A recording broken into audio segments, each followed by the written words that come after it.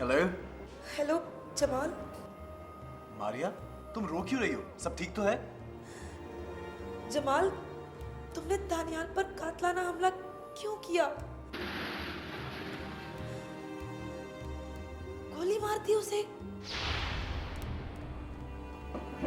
क्या? गोली मार दी? दानियाल को गोली लगी? मैंने गोली मारी? ये कैसे हो सकता है?